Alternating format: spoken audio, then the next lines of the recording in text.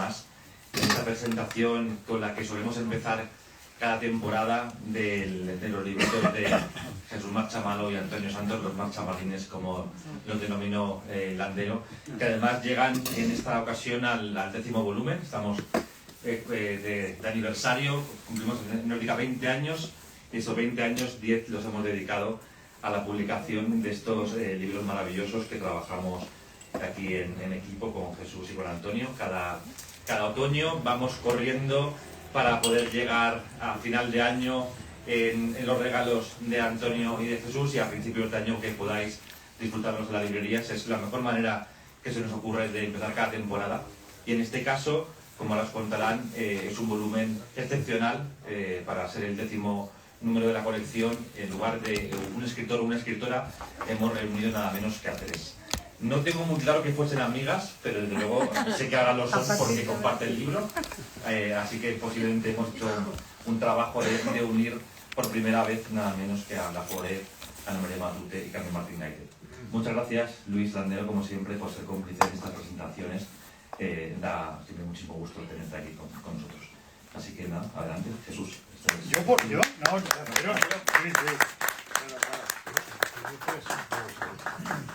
Bueno, primero, buenas tardes a todos. El micro. Y gracias, Lola, sobre todo, vamos, a ti por acogernos, por tu hospitalidad, porque es un gusto venir aquí. ¿Qué pasa? El micro. Ah, el micro, sí. Perdón, de verdad que es un gusto venir aquí. No sé, ¿qué te voy a decir que no te he dicho ya tantos? No me importa. Repite. Bueno, y entonces, bueno, pues aquí están las 3 amigas. Aquí están las 3 amigas y aquí los 3 amigos. Aquí los 3 amigos. ¿Ves? Hacen muy... En fin. Aquí están en la portada las 3 amigas, las 2 Cármenes en los extremos, y en el medio Ana María Matute. Entre nosotros y entre amigos, Ana Mari.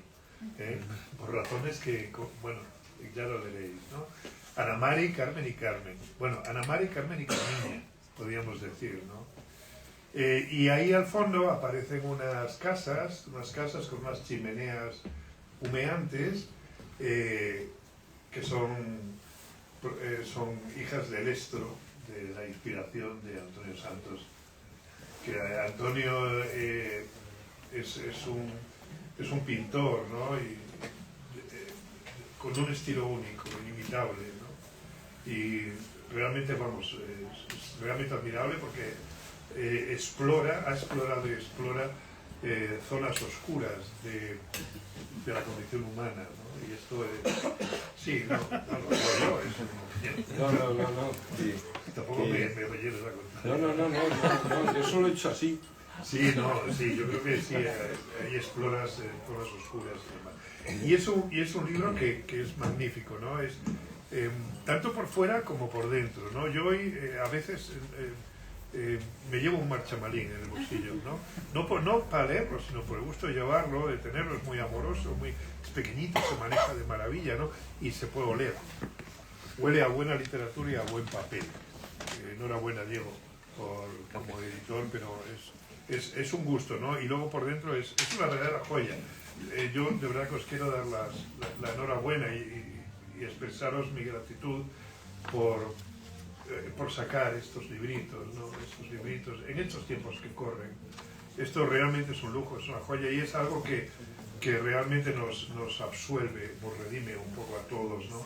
De que todavía el mundo va por buen camino, ¿no? O por lo menos puede ir, ¿no? Mientras existan estos intentos. ¿Qué más puedo decir? No, solamente, y ahora ya cedo la palabra aquí a los protagonistas. El libro está magníficamente escrito como es propio de Jesús, que escribe muy bien, con un estilo pulcro, lleno, con una gran propiedad en el uso de cada palabra, y con pulcro y transparente, y es un placer leerlo. Es un placer leerlo. Yo quería preguntarle, ahora se lo pregunto a continuación, Porque claro, escribir la biografía de alguien en no sé cuántos folios son. Normalmente son 12. Esta vez hemos hecho un poco más extenso, pero son como 4 folios y medio, creo. Cada biografía. Sí. Cada biografía. Entonces, esto realmente es una tarea, iba a decir titánica, pero más borgiana, o algo así, ¿no? De síntesis, porque además es muy importante la selección de detalles. Detalles que sean significativos, ¿no? Y que todos juntos sean capaces de cerrar la vida de alguien en unas pocas líneas.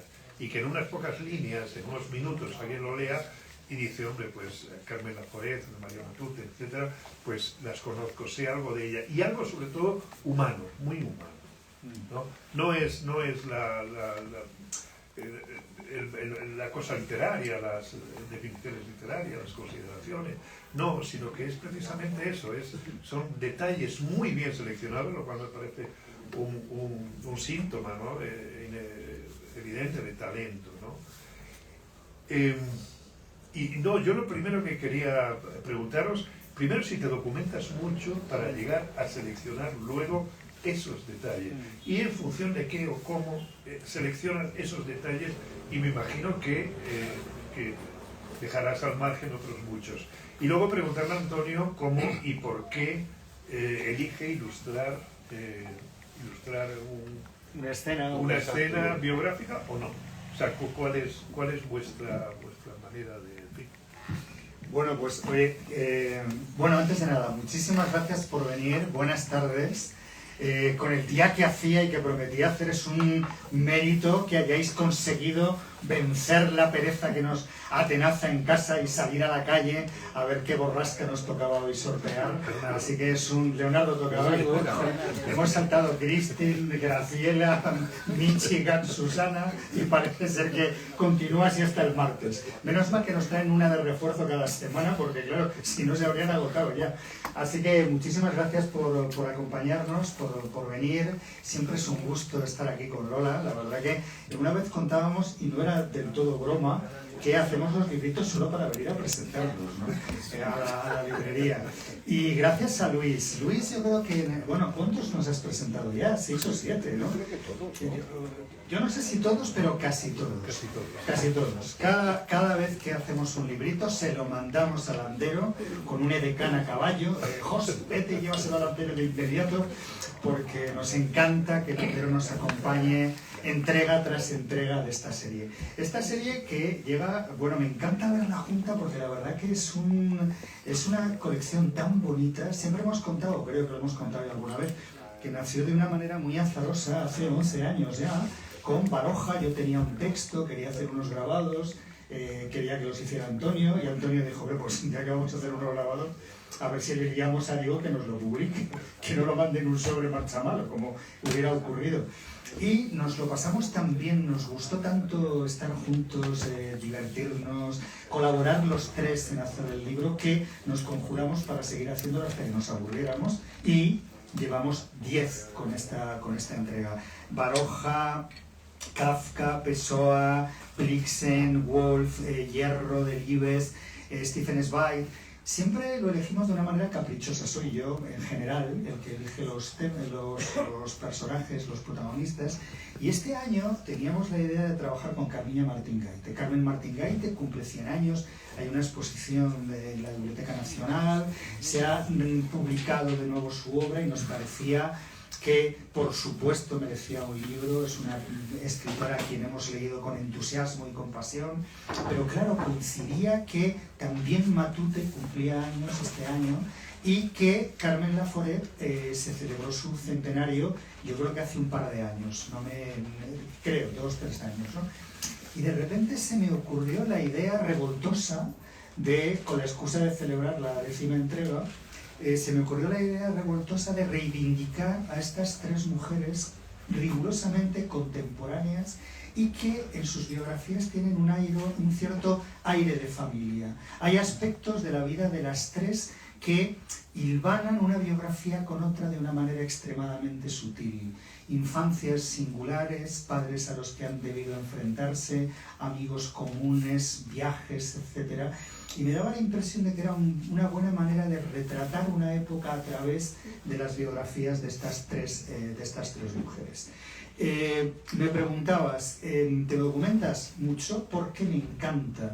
Siempre yo tengo la impresión de que cuando un escritor te interesa, cuando una literatura de un escritor te interesa, buscas desesperadamente en su biografía para ver qué aspectos de su biografía tienen que ver contigo, ¿no?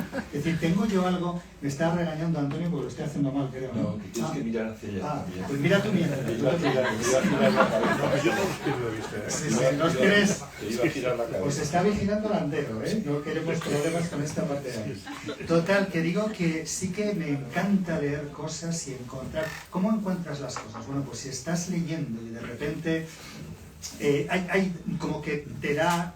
es algo que brilla en una página, ¿no? Como los adjetivos de Zúñiga. De repente ves algo en una biografía que te deslumbra, que te ilumina y dices, oye, qué bonita esta historia, qué bonito esto de aquí, y sí que hay una selección casi intuitiva, ¿no? De las cosas, ¿no? que a mí me gustan. Por ejemplo, saber que Carminia Martingaite te sacó a bailar en una fiesta del Grupo 16 un bolero que cantaba Alberto Pérez, que es el que hemos escuchado al principio, y que te enseñó a bailar, pues es algo que me gustó y dije, esto es bonito de contar, y efectivamente lo cuento en la biografía, ¿no? Ahora le paso el micro a Antonio y ya, por luego dice Antonio que lo dejamos hablar con toda la razón del mundo, por cierto. Que digo que siempre trabajamos esto de una manera diferente. Yo creo que es la segunda vez, de 10, la segunda vez que Antonio lee mi texto, porque él también lee su documento, los libros, las biografías que yo le recomiendo, alguna que él encuentra, y digamos que juntamos los relatos. Él nunca hace las ilustraciones leyéndome a mí, y esta vez debe ser, ya digo, la segunda que sí ocurre. ¿No hace las ilustraciones leyéndote a ti? Antonio, cuéntale la verdad al Arcero, que pensaba que hacías las ilustraciones después de leerme. ¿Ya se oye? Sí. ¿Sí? Sí. Bueno, voy a decir otra cosa antes de empezar a hablar del tema.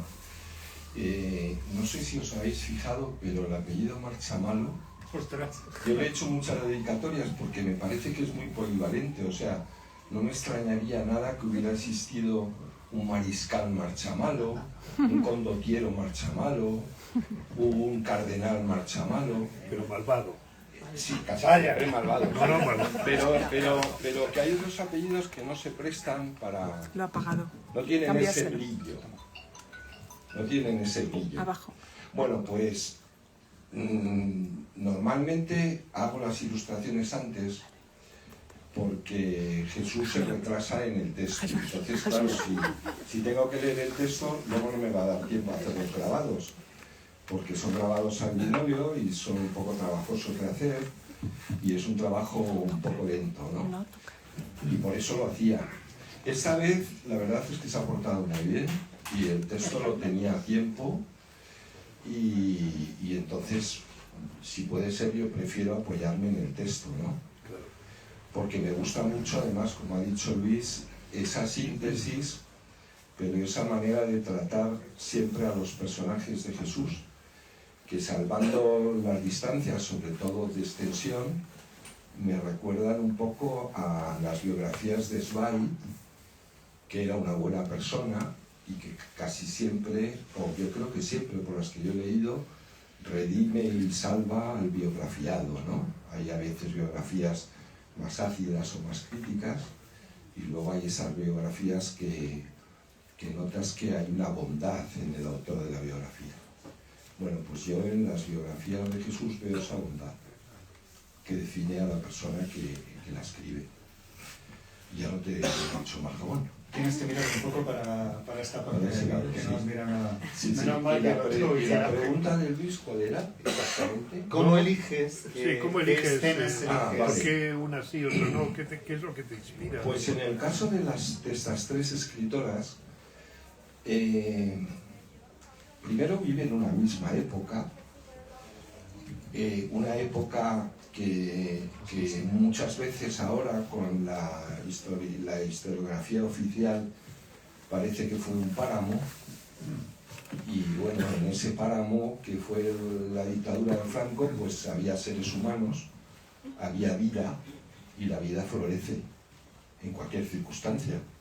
Y entonces floreció, hubo escritores, hubo poetas, hubo dramaturgos, hubo pintores, y España hizo una gran obra, y ellas pertenecen a esa época. Pero lo elijo, en este caso cuando leí, veía que había un cierto dramatismo en la vida de cada una. Carmen Laforet, pues es una persona tímida, solitaria, que acaba yéndose a vivir al campo, que se aísla, que se aleja, que se nota que tiene un conflicto permanente ella consigo misma, ¿no?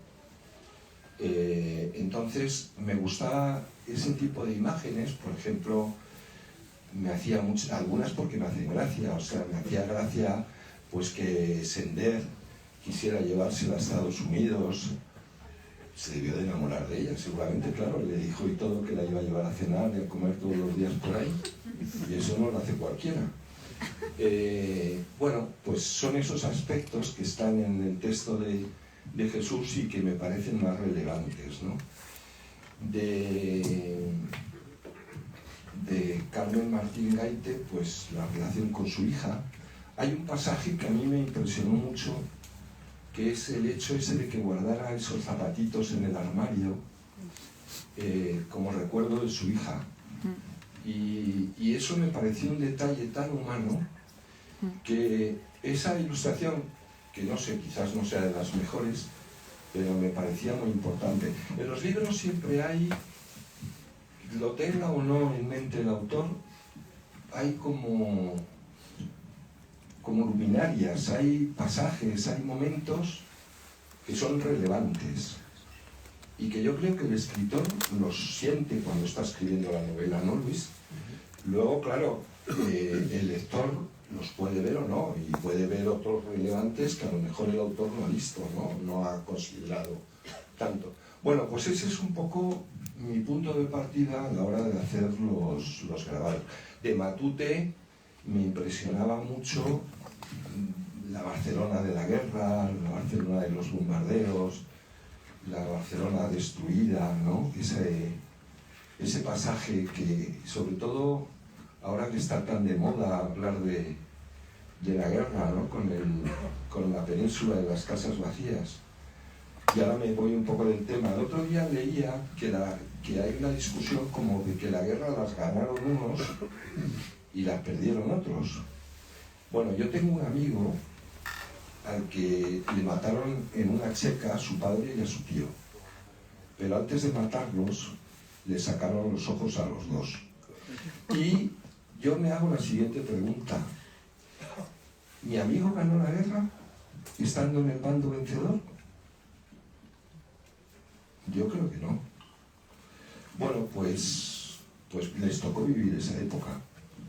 Y eso le da una carga dramática a las biografías importante. Y con esto me callo porque me voy por los cerros de cura. Yo os decía que me gusta pintar, retratar la parte oscura de la condición humana. No, se ha visto con esto. Cámbiaselo. Hablando de los detalles, porque a mí los detalles me parece... ¿Qué le pasa a esto? Que lo ha apagado. Que lo No, ha apagado. que a mí los detalles me parecen importantísimos, ¿no? Para todo escritor, sea de ensayo o lo que sea, no importa de qué. Pero claro, y más aún si es un lenguaje literario. Y fijaos, cuando comienza el libro, que es cuando empieza con Carmen Laforet, es decir, en la primera página, fijaos dónde va a poner la mirada Jesús Marchamalo. Bueno, primero y tal, y nace en Barcelona, hija de un arquitecto y una maestra, y luego inmediatamente pone la mirada en el padre. Y pone un hombre deportista, nadador, navegante y excelente tirador de revólver, que llevó durante un tiempo por la isla un elegante deportivo que conducía con mitones de piel de cabritilla. Es bonito, ¿verdad? Es bonito.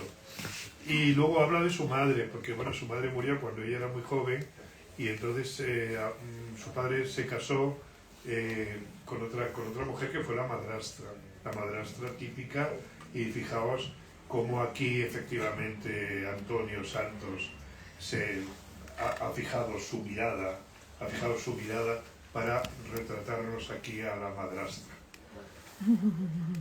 ¡Qué madrastra, ¡Qué madrastra! Y qué sé yo, hay de estos ejemplos podríamos poner muchos. Yo no voy a poner muchos, pero si pongo muchos casi leo libros enteros, ¿no? Pero por ejemplo, cuando espera un momento, un segundito. Oye, me encanta mientras lo encuentras, porque está el libro del Landero lleno de anotaciones, subrayados. Es un honor, Landero. Sí, mi libro está... Sí, bueno, pero ya sabes lo que hago yo con los libros. ¿Cómo vestía Carmen Laforet con esa tendencia que tenía a esconderse, a vivir en la más absoluta soledad? Porque las tres son solitarias, son esquivas, ¿verdad? No toques aquí. Y entonces cuando vivía por ahí por la sierra, ¿no? Salía por los pinares vestida de inglesa excéntrica, botas, un jersey de lana, un bastón, un gorro, guantes. Allí subía a verla a su familia los fines de semana y la dejaba de nuevo sola con los perros los domingos. Lo que quiero remarcar con esto es el valor que tienen los detalles, porque a veces cuando leemos un libro lo que sobrevive de la lectura a veces son detalles, pero detalles muy fuertes, muy importantes, ¿no? Como por poner un ejemplo que se me acaba de venir ahora a la cabeza, en el Gran Gatsby, la luz verde que se ve a lo lejos, ¿no? No sé, son esos detalles fundamentales, ¿no? que hay, y en eso es un verdadero maestro, Jesús, ¿no? En elegir esos detalles. Y está maravillosamente acompañado, ¿no? Aquí también Antonio nos muestra la muerte de la madre y la pequeña Carmen Laforet sola, porque efectivamente ahí empezó su soledad, que prácticamente ya no acabaría nunca. Las tres son muy solitarias. Antes lo decía Jesús y me gustaría remarcarlo, ¿no? Las tres tuvieron madres poco afectuosas, madres, en tanto que los padres sí que eran cariñosos y tenían imaginación y en fin, era otra cosa. Luego las tres eran solitarias, esquivas y silenciosas, ¿no? La literatura para las tres fue un modo de salvación ante una realidad hostil ya desde la infancia. Entonces se salvaron de esto por la literatura, tanto la lectura como la escritura. Y luego empiezan a escribir de niñas, porque prácticamente de niñas empiezan a escribir. Y luego las tres viven la infancia desarraigadas, ¿no? Yendo de aquí para allá. Sí, no es algo que quiero decir, es algo con lo que nos encontramos. Voy a ver si consigo ahora. Que digo que es algo con lo que nos encontramos. Por eso, cuando me enfrenté a las biografías de las tres, vi que había un nexo común, ese aire de familia del que empezaba hablando y que perfectamente has resumido, ¿no?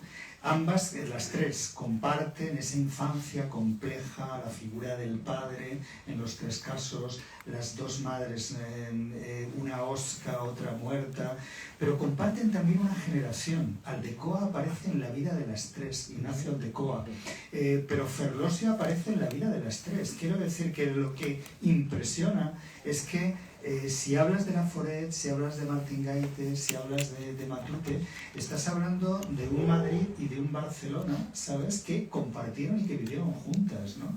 Aldecoa, que se casa con Josefina Aldecoa, fue compañero de universidad de Matute. Y de hecho cuento esos destellos que encuentras a veces en la biografía, ¿no? Se casaron Matute e Ignacio Aldecoa. Y una revista literaria o un periódico, no me acuerdo, publicó Matute y Aldecoa se casan, y a nadie extrañó que incluso que se casaran juntos, cuando en realidad lo que estaban contándose, cada uno se iba a casar con otra pareja diferente, ¿no?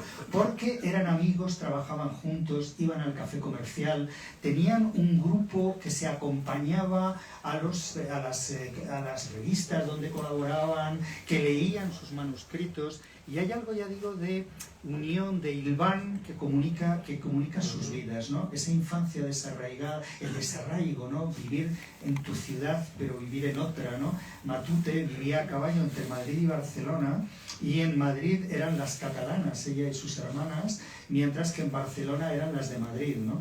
Y la literatura. La literatura aparece en sus vidas como una especie de elemento salvífico que las salva para siempre de esas infancias oscuras, esos padres tremebundos, la guerra en el caso de Matute, etc., ¿no? Las tres empiezan a escribir jovencísimas. Yo vivo en la misma calle donde está la casa donde Laforet escribió Nada. Me impresiona mucho cuando paso, está en la calle General Parguiñas, casi esquina con María de Molina, y hay una placa en el último portal de la mano izquierda donde cuenta que es que se apaga él solo, pero le damos... Lola no fija, ahí está prevenida, por si acaso. Que digo que claro, cuando gana el Nadal, que por cierto, las tres ganaron el premio Nadal, es otro hilván que las comunica, y digo que gana el Nadal con 24 años, escribe con 19, 20, Nada, que es una novela que si no habéis leído os recomiendo leer en cuanto podáis, porque es una novela deslumbrante, ¿no? Y ¿cómo se llama? Y te digo, y Ana María Matute me encantó porque escribe una novela por la que después, años más tarde, le darían El Planeta, la escribe con 18 años. Y va a ver a Ignacio Agustí, que es el director de la editorial, y le lleva la novela escrita en un cuaderno, en unos cuadernos, y le dice, bueno, pero esto lo tienes que pasar a máquina y cuando lo tengas me lo traes otra vez.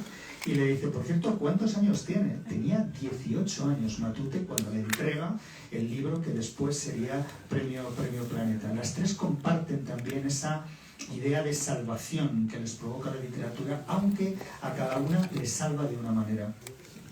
Sí. Antonio, ¿y algo? Hola. No sé, pregúntame algo, Luis. No, por ejemplo, algo fácil. aquí el grupo, por ejemplo, aquí es ahí verdad he puesto a Matute con Marcé y con Barral. Es Marcé, sí. ahí tenía yo dudas de quién bueno, era Marcé. No soy honesto en sacar parecidos. No, pero bueno, es verdad porque era muy de grupos, lo mismo has dicho antes, Jesús. Eran tiempos, los años 50, no sé si también los 40, los 50, los 60 años de formar muchos grupos, ¿no? Los escritores, los filósofos, los intelectuales, los artistas, etc. No sé si eso se ha ido perdiendo con el tiempo, o no lo sé, pero... Yo creo que sí, ¿no, Luis? Es posible que sí, pero quizá porque con los tiempos también se ha desparramado mucho la gente, ¿no? Pero no lo sé, pero bueno, aquí estamos reunidos, aquí en casa de Lola, estupendamente. No, yo, por ejemplo, lo que quería decir, pero me gustaría antes que hablaras tú, ¿cómo trabajas? Dinos cómo trabajas, qué haces tú ahí en tu taller, cómo empiezas, por dónde empiezas, cómo ideas, todo, en fin. Bueno, primero, es verdad que era gente de grupo, de tertulia, la gente aprendía muchas cosas en tertulias, pero yo creo que sí, que eso ha desaparecido. Y a mí, que trabajo siempre solo, yo creo que como Jesús y como Luis, yo lo de trabajar solo lo he llevado siempre muy mal. O sea, a mí me gusta trabajar con gente. Y estos libros, para mí, son una maravilla en ese sentido, ¿no? Que son libros que construimos entre tres amigos, que es como yo pienso que deberían de editarse los libros, ¿no? Que nacieran de dentro a fuera y que partieran de eso, de esa complicidad, de esa amistad. Y bueno, yo normalmente hago un pequeño dibujo que paso a la plancha. No soy muy de hacer bocetos, la verdad. y empiezo a trabajar la plancha. Parto de haber leído, en este caso, el texto de Jesús, haber pensado las escenas que me parecían más cruciales de cada escritora, los momentos que me parecían, que me impresionaron más. Por ejemplo, esa ilustración que os ha enseñado Luis de Laforet solita con el féretro que se llevan a la madre. Esa idea me impresiona mucho, claro, eso de una niña pequeña que de repente se ha quedado huérfana. Me meto mucho en lo que hago. Me meto muchas veces tanto que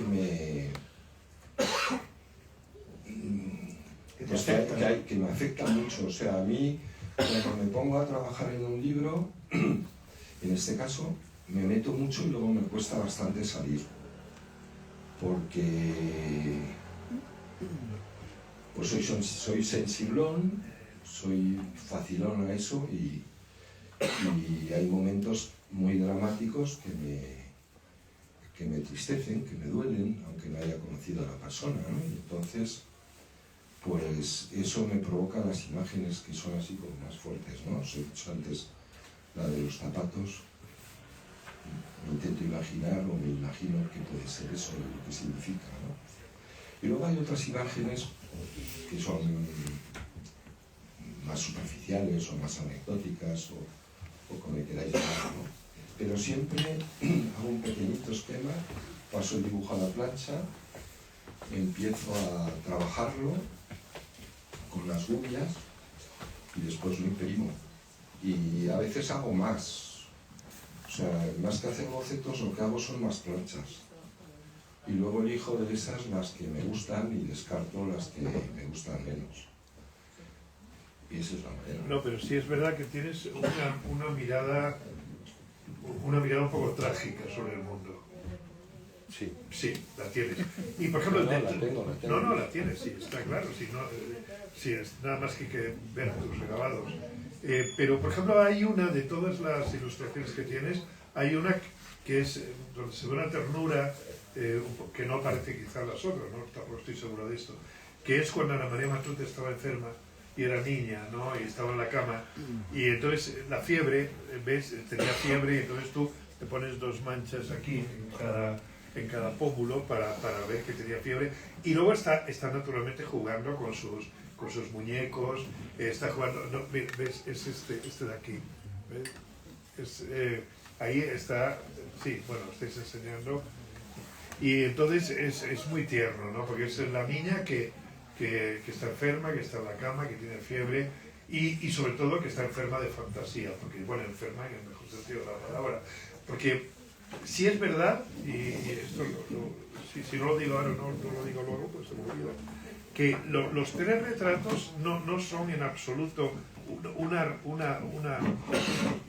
no sé, un montón de detalles significativos, sino que todos los retratos tienen un eje que vertebre, que estructura el relato.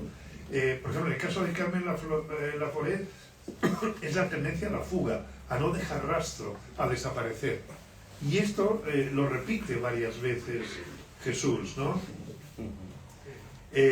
Porque siempre tuvo una rara crueldad con las pequeñas cosas. Escribía y rompía, corregía y rompía, e iba dejando por los cajones, los armarios, los pupitres del colegio un extraño mapa del tesoro, un rastro de papeles rotos.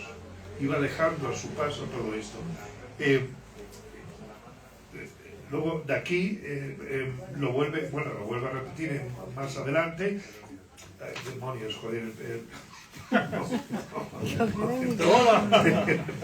Es que es un papel tan estupendo que no hay manera de pasar las hojas, ¿no? Y aquí sí, y luego hay un momento en que dice, hay algo, sí, en su vida de huida, fuga, deserción, como un saltamontes, bromeaba a veces con sus interminables idas y venidas, Alicante, Cercedilla, Barcelona, Roma, Ávila, etcétera, ¿no?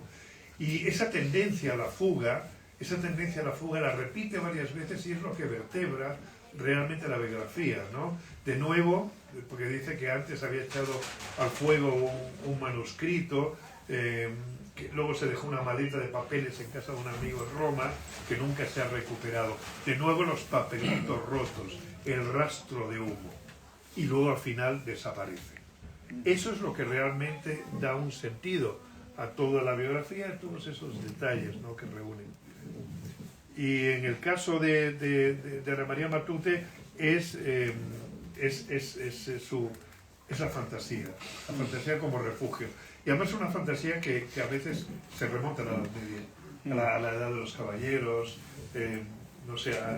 Y esto también, te podía poner cantidad de ejemplos, porque tengo aquí muchos, ¿no? Pero bueno, no hace falta, porque como vais a leer el libro, porque si os digo no lo compran. Entonces, no, amiga, sí, enamorada de la Edad Media desde niña, soñaba a veces que era un cosaco, un guerrero, un vikingo, y es verdad, acordaos de Olvidado Rey Vudú, ¿no? Se inventó incluso el nombre de una flor. ¿Cómo es eso? Pues en Olvidado Rey Vudú, presumía de haber hecho una invención botánica y de haber nombrado una flor. Fíjate que me estoy acordando de que la primera, cuando presentamos el librito de Baroja, hace 11 años, lo tenía aquí encima, el librito de Baroja, vino un sobrino nieto a la presentación.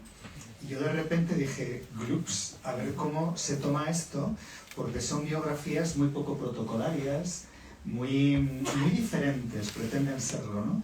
Y dije, bueno, a ver cómo vive la lectura de este tío abuelo suyo, rácano, friolero, que cortaba, le regalaba, por ejemplo, le regaló un amigo un abrigo, su sobrino, ¿cómo se llama?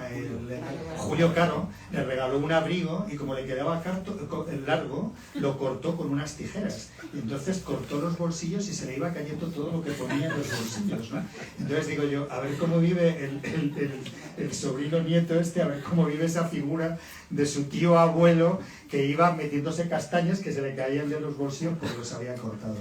El otro día me contó Lola que había venido una de las hijas de Carmen Laforet y me quedé como impresionado porque dije, lo va a leer el libro, se lo llevó, se lo regalaste, digo, lo va a leer y me encantará, un día si me atrevo la voy a llamar para ver cómo se vive la vida de tu madre a través de la mirada de un biógrafo, porque son vidas complicadas las tres que estamos contando. No eran mujeres sencillas, ni muchísimo menos. Sencillas en el sentido de que no tuvieron una vida fácil. Cada una de ellas fue como el principio de la novela de Tolstoy, fue muchas veces infeliz, cada una a su manera.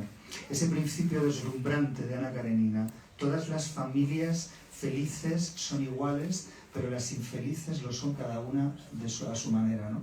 Y te das cuenta de que tienen infelicidades diferentes, ¿no? Motivadas por la misma situación social, el mismo momento político, las mismas acuciantes vicisitudes familiares, pero cada una es infeliz una gran parte de su vida a su manera, ¿no?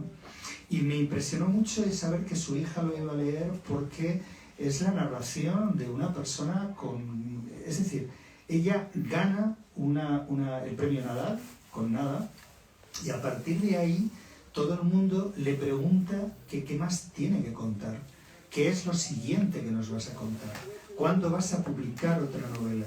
Decían de ella, los críticos, los periodistas del momento, hablaban de Carmen Laforet diciendo, bueno, pues ya Carmen Laforet, ya sabes, primero nada y luego nada. Y la sumen en un estado de confusión personal porque le están exigiendo mucho más de lo que ella puede dar. En el caso de Matute ocurre lo mismo con su marido, con su hijo. Ella se separa de un marido en este franquismo áspero donde las mujeres no se podían separar de un marido. Se separa del marido y le quitan a su hijo. Lo llama el niño de los sabaditos porque solamente la dejaban ver al niño los sábados. Y la suegra se lo llevaba para que lo pudiera ver en una cafetería, en un sitio donde fuera y tal, ¿no? y dices, ostras, ¿cómo debió esa madre pasarlo, cómo debió afectarla, ¿no? Eso de no poder ver a su hijo, que le separaran de su hijo porque había decidido separarse de su marido malo, decía ella, un tipo que se deshizo de la máquina de escribir de la que ambos vivían, ¿no? Son vidas muy ásperas y al final te digo que, claro, son vidas muy ásperas, muy difíciles de contar, pero que al final tú has leído en un libro. Y me impresionó lo de la hija, porque dices, era su madre y seguramente ella tenga una mirada distinta de la misma realidad que yo he leído en las biografías que se han publicado de su madre, ¿no? Sí. No, yo presenté un libro de la hija de Carmen Laforet, me lo pidió ella, Cristina. Cerezales, Laforet. Cristina Cerezales, sí. Y además creo que vive en Estados Unidos, ¿no? No, vive aquí, viene este sábado, próximo, aquí, a la 1. Vino con sus hijos, que son Vive aquí, guapísimos. vive aquí. Cuando yo le presenté el libro, creo que vive en Estados Unidos. Ah, pues Tengo la igual, idea, puede ser. no me acuerdo. Y estuvo hablando, ¿no?, de su madre, y hablaba maravillas y tal. Bueno, es que tampoco recuerdo el libro, la verdad. No, pero es verdad que eso, quiero redundar en lo que ya dije antes, ¿no? Repetir esto de que son biografías que tienen una cohesión, ¿no? O en el caso, por ejemplo, de Carmen Martín Gaite,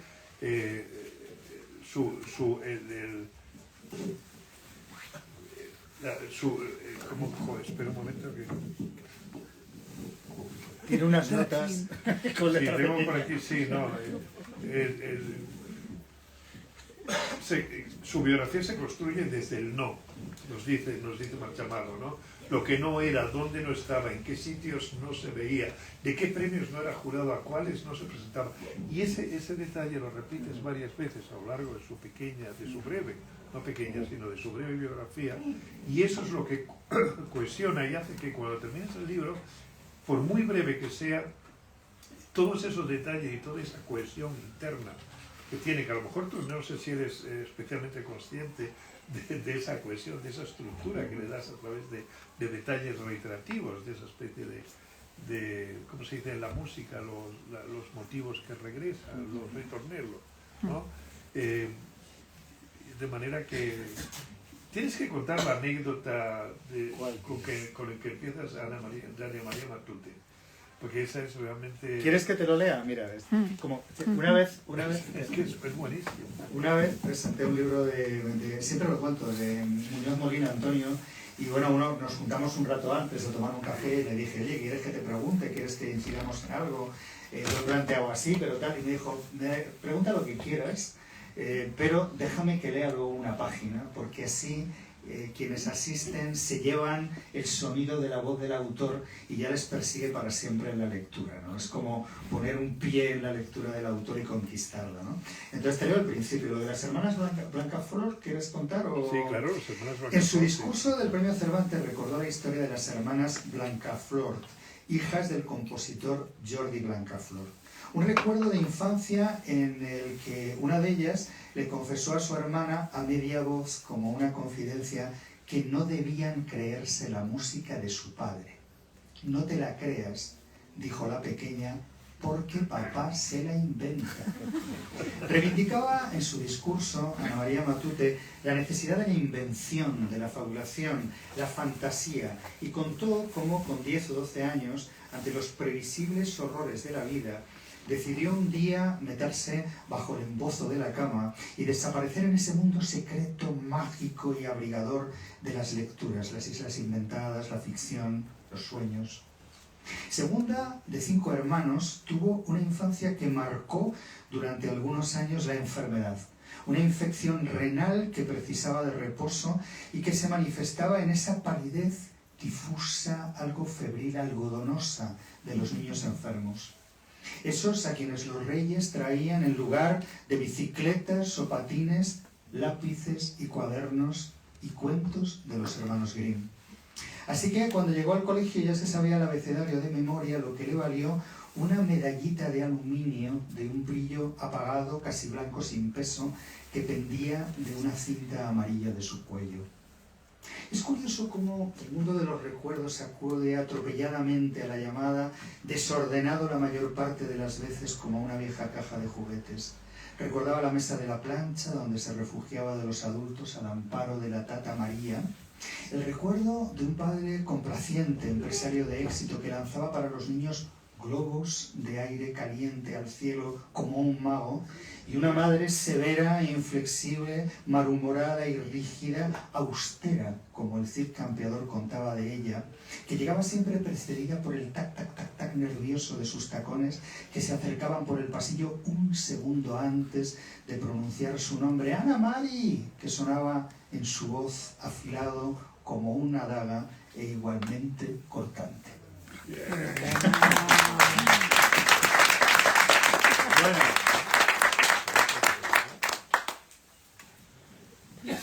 ¿Qué quieres que te pregunte, Antonio? habla de ti, lo que quieras. Sabes un arroz muy bueno. Da la receta. No, lo tiene que No, pero ¿cómo trabajas? Dámelo. Tienes un taller en Ávila. ¿Cómo es tu taller? Pues mi taller es anárquico, desordenado, lleno de cosas, un poco como yo. Y bueno, puedo explicaros un poco la exposición que estoy preparando. En el último viaje que he hecho a México, había conocido una bailarina que baila danzas afrolatinas, y a través de nuestras conversaciones pues me empezó a fascinar el tema, porque a mí me gusta mucho el arte popular, el arte ingenuo, y el arte negro me gusta muchísimo. Y claro, las danzas afrolatinas son esa mezcla de lo español con lo negro de los esclavos, ¿no? Tú eres un poco primitivo, ¿no? Yo soy muy primitivo. No, si lo digo en el mejor sentido de la palabra, vamos. Una vez me contrataron para dar clases en una escuela universitaria, y de preguntar qué me había contratado, que por qué, y me dijo, mira, es que los chavales aquí trabajan todos con ordenador y tal, y como tú eres del Paleolítico, pues contigo van a trabajar con martillos, con clavos, con sierras, y bueno, pues por ese motivo me llamaron a mí. Y bueno, lo que os estaba contando de eso de las danzas afrolatinas, me empezó a maravillar el tema, y la exposición se va a titular Bullerengue, que es uno de esos bailes, el que tiene más raíces africanas. Y bueno, eso lo cantan en una zona de Colombia, en la del Caribe y en Panamá. Y son los negros que se escapan de las plantaciones y que se van a una zona de palenques, que es una zona muy abrupta, difícilmente comunicada, donde se sienten más protegidos porque, claro, les perseguían para volver a esclavizarlos, ¿no? Y allí pues consiguen librarse de la persecución y cantan esos ritmos que vienen de África. Y me llamó mucho la atención, me impresionó eso, ¿no? De que alguien a quien han sacado de su continente, que lo han esclavizado, que lo han llevado en barcos de manera terrible, que le hacen trabajar de esa forma, la humanidad sale, ¿no? Esos negros, pues cuando termina la jornada laboral, se han fabricado unos tambores y alrededor del fuego se ponen a cantar, y para ellos es un momento de libertad, es un momento, una manera de volver a sus orígenes cuando no eran esclavos. Y todo eso me empezó a fascinar, y entonces pues decidí hacer una exposición dedicada a ese baile concreto del África negra, o de los esclavos en el continente americano. Y bueno, pues supongo que es como vosotros, te vas documentando lo que decía Jesús, ¿no? Vas leyendo, aunque el ejemplo sea muy manido, pero es como ir sacando cerezas, una te va llevando a otra, y yo entiendo perfectamente lo que dice Jesús, porque el trabajo más bonito es el de investigación previa. Luego ya, por lo menos en mi caso, hay una parte de sorpresa, pero hay una mecánica también, ¿no? O sea, tienes un oficio.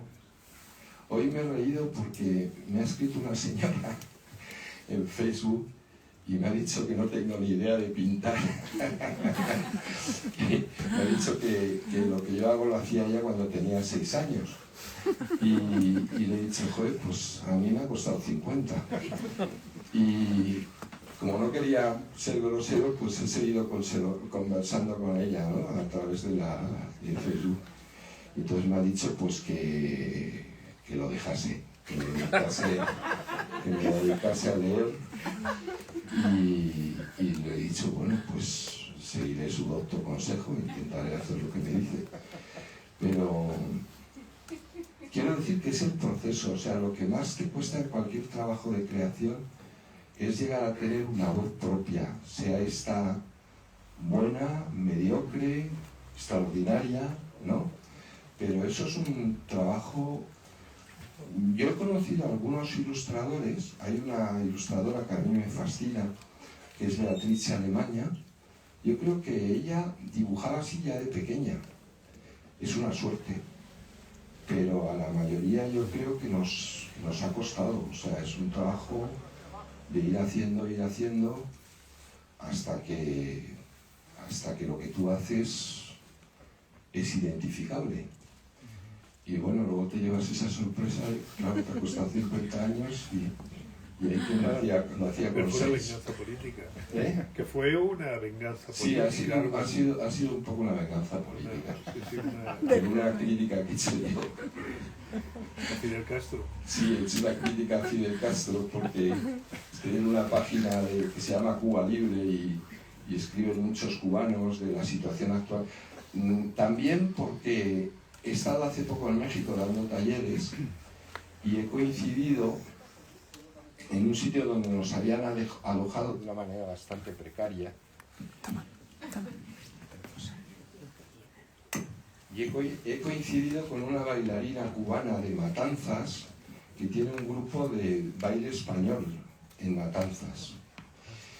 Y claro, ella me contaba pues cosas que yo no sabía. Por ejemplo, que en Cuba la mayoría de gente vive con un salario de 7-8 euros al mes y que la vida está casi igual de cara que aquí. Y ellas van a México a dar talleres, hacen lo que sea, y ella me lo decía, yo Antonio hago lo que sea, yo me tengo que llevar dólares a Cuba. Y tampoco había ganado tanto en 2 meses de trabajo, había ganado pues como $1.000. Y bueno, pues a través de esas conversaciones yo me había ido encabronando mucho porque, claro, lo que me contaba me parecía tan tremendo, ¿no? Me decía, se compró un ventilador, cosas que a nosotros aquí nos parece que las compras para ellos son muy importantes y no las encuentran, ¿no? Me hablaba de los cortes de luz, de los cortes de agua y, joder, pues bueno, me he metido en esa página y se me ha ocurrido decir que, claro, que me parecía a mí, desde mi ignorancia, que alguien que es capaz de hacer discursos de 8, 10, 12 horas, pensé yo, digo, me parece que no se pueden decir cosas interesantes durante tantas horas. Y entonces, con un lenguaje un poco duro, he dicho que a mí me parecía que tantas horas hablando solo se podían decir gilipolleces. Y que entonces me parecía que Fidel era un gilipollas. Y a esa señora la ha molestado mucho. Y entonces vas a meter conmigo. ¿Algún otro charco donde te has metido últimamente? No, últimamente procuro no meterme en charcos, pero ese me he metido a fondo. Oye, vamos a contar, Antonio se mete en todos los charcos del mundo, o sea que...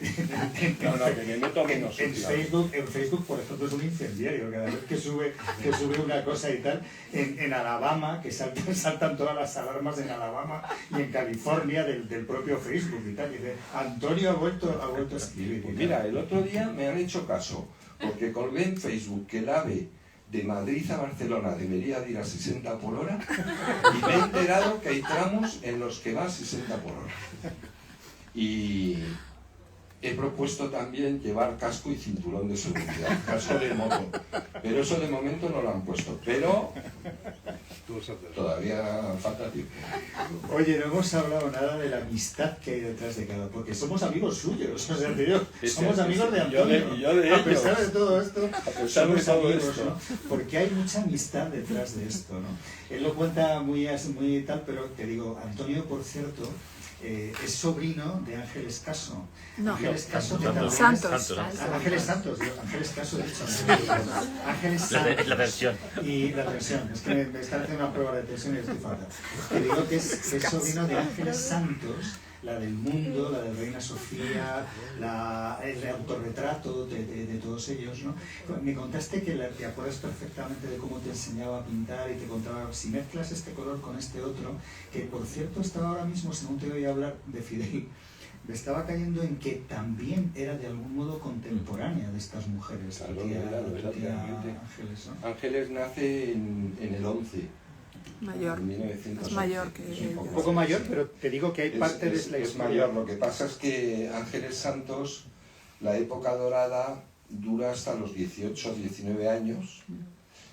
Son un par de años en los que pinta cuadros de gran formato y pinta unos 200 cuadros. Y bueno, luego hay una biografía oficial que yo siempre digo que claro, la verdad no le interesa a nadie.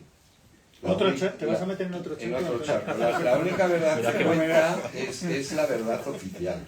Entonces yo he intentado desmentir la verdad oficial con muy poco resultado. Pero por ejemplo he leído que mi abuelo que no la dejaban pintar.